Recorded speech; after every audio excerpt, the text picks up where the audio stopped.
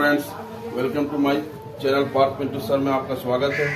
चलिए, टॉपिक से आने से पहले आप 8वीं क्लास की बोर्ड परीक्षा कैसे तैयारी करेंगे, साइंस, मैथ और अन्य विषयों की, उसकी जानकारी भी देंगे। इसके लिए आपको एक रूटीन बनाना होगा, पढ़ना होगा। उसके लिए नंबर लाने के लिए आपको सब विषयों की जानकारी कैसे कैसे देंगे, सब आपको एक वीडियो बनाकर देंगे। इसके लिए चलिए पहले आप टॉपिक में जान लेते। टॉपिक आने से पहले आप सुन लीजिए। टॉपिक का नाम है प्रकाश। प्रकाश किसे कहते हैं? समझने के लिए एक रोमांचक चीज में है, समझने है कि प्रकाश है क्या। सबसे पहले जानेंगे कि प्रकाश हम किसे कहते हैं, प्रकाश है क्या, प्रकाश क्या है, और उसके बाद प्रकाश किसके किसके माध्यम से आता है वो भी जानेंगे। जो माध्यम से आता है उसको क्या कहते हैं, जो माध्यम से नहीं आता उसको क्या कहते हैं। सबसे पहले जानेंगे प्रकाश है क्या, समझिए। तो प्रकाश बोलता है कि सर कोई पूछा प्रकाश है क्या, तो बोले सर सूर्य का प्रकाश है। तो कहिए हाँ, सूर्य का प्रकाश भी है, लेकिन उसका अपना प्रकाश है। तो अपना प्रकाश होने के कारण वो क्या कहलाएगा, प्रदीप्त वस्तु में, प्रदीप्त वस्तु में कहलाएगा। तो पहले समझिए उसकी परिभाषा कि जब कोई वस्तु पर प्रकाश की किरणें पड़ती है, जब कोई वस्तु पर प्रकाश की किरणें पड़ती है और पड़ने के पश्चात वो हमारे आंखों में प्रवेश कर जाती है और हम उस वस्तु को क्या कर लेते हैं, देख पाते हैं।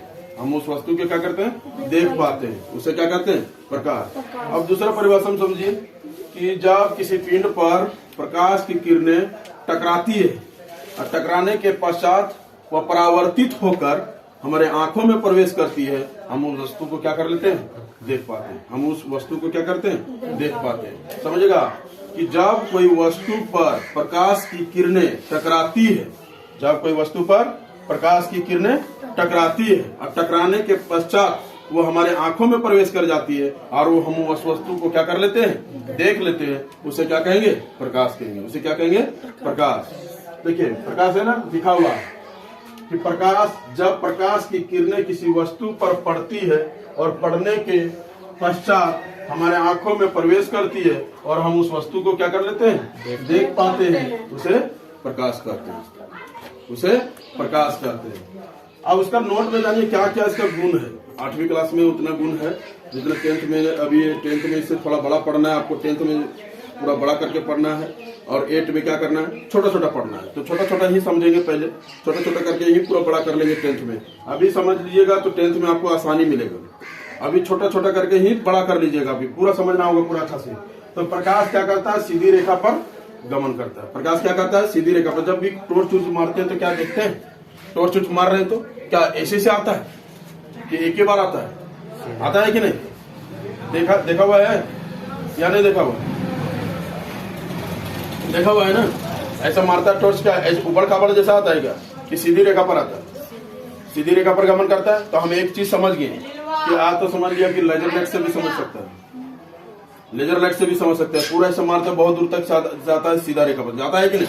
तो हम आप पहला गुण क्या मिला कि प्रकाश सीधी रेखा पर गमन करता है। लेकिन कोई कुछ चीज एक अपारदर्शी वस्तु रख दिया, एक अपारदर्शी करने का मतलब इस माध्यम से उस माध्यम नहीं जाएगा, तो प्रकाश क्या हो जाएगा, टकरा कर वापस आने की कोशिश करेगा। समझ रहे कि नहीं? टकरा कर क्या हो जाएगा, वापस आने की कोशिश करेगा,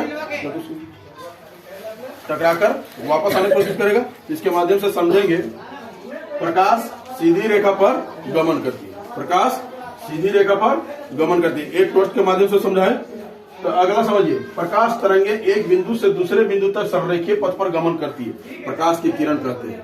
जैसे कहीं कहीं ज्यादा लाइट पूरा इसे पड़ता है तो देखिएगा पूरा इसी से लाइट इसी से दिखता है, पूरा देखता है कि पूरा छिड़िया जाता है, पूरा लाइट में इसे करके पूरा जाता है। देखा है, यही कहीं पड़ता है, एक जगह पड़ा, अब पूरा इसे से दिखा गया, देखा है, देखेगा पूरा लाइनिंग दिखेगा।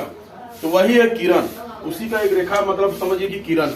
मतलब प्रकाश तरंगे एक बिंदु से दूसरे बिंदु तक संरेखीय पथ पर गमन करती है, उसे प्रकाश किरण कहते हैं। किरण मतलब समझिए कि एक रेखा मतलब एक से स्टार्ट हुआ और दूसरे में जाकर जोड़ देगा संरेखीय पथ को। समझ रहे, प्रकाश की तरंग मतलब प्रकाश जो एक बिंदु से दूसरे बिंदु तक संरेखीय पथ पर गमन करता है, उसे क्या कहेंगे, प्रकाश किरण। प्रकाश एक बिंदु से दूसरे बिंदु तक संरेखीय पथ पर गमन करता है, उसे प्रकाश किरण। अब उसको किरण को सब एक जगह मिला दिया। कहने के तात्पर्य है एक जगह पर जैसे ई किरण है, ईवी किरण है, ईवी किरण है, ईवी किरण है, सब एक जगह पर मिला देंगे ऐसे ऐसे करके, तो सब क्या कहलाएगा? प्रकाश पुंज कहलाएगा। क्या कहलाएगा? प्रकाश पुंज कहलाएगा। समझ रहे मेरी बात को?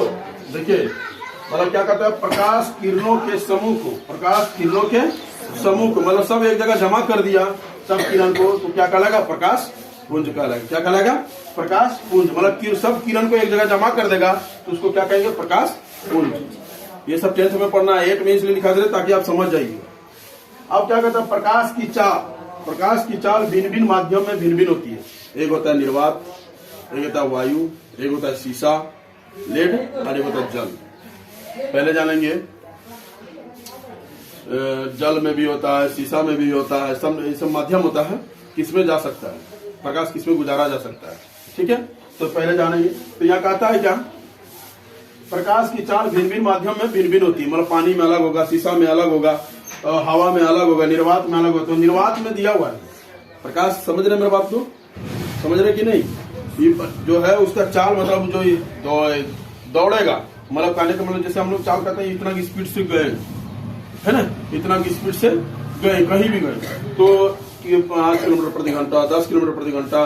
जैसे कोई बस से जाता है, बैठता है बस में, तो कहता है 60 किलोमीटर प्रति घंटा, हजारीबाग 1-1 घंटा में छोड़ दिए, 1-1 घंटा छोड़ दिए।